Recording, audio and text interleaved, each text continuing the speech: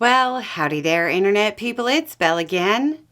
So today we're going to talk about Trump, China, Canada, Russia, Panama, and his moves.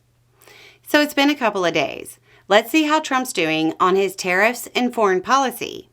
Starting off with China. Trump has indicated he will impose a 10% tariff on China starting February 1st. So, less than the 60% tariff promised. Promises made, promises something. Meanwhile, he promised 25% tariffs on Canada and Mexico starting February 1st. That's right.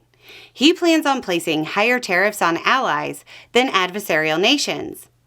There's no way that will cause nations to wonder whether or not working with the United States is worth the hassle. Okay, moving on to Russia. Trump is apparently having trouble getting his magical peace deal. He has taken to social media to threaten Russia. In part, he said, quote, "We must never forget that Russia helped us win the Second World War, losing almost 60 million lives in the process. All of that being said, I'm going to do Russia, whose economy is failing, and President Putin a very big favor. Settle now and stop this ridiculous war. It's only going to get worse. If we don't make a deal and soon, I have no other choice but to put high levels of taxes, tariffs, and sanctions on anything being sold by Russia to the United States and various other participating countries. Let's get this war, which never would have started if I were president, over with. We can do it the easy way or the hard way, and the easy way is always better. It's time to make a deal. No more lives should be lost."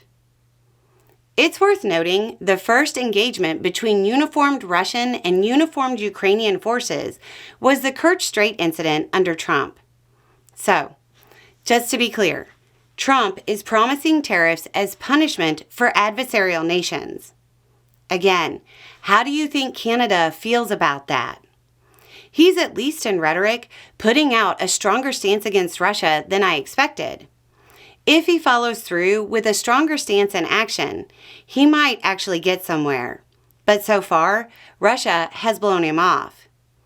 There was a major mistake in the tweet, though, and it might stiffen Russian resolve. Saying that Russia helped the U.S. win World War II is actually going to be read as an insult. Russia's current origin myth starts with the defeat of the Germans. Implying that they weren't the primary victors is going to lead to a lot of hurt feelings. This is why those pesky cultural sensitivity classes pay off. Now on to Panama.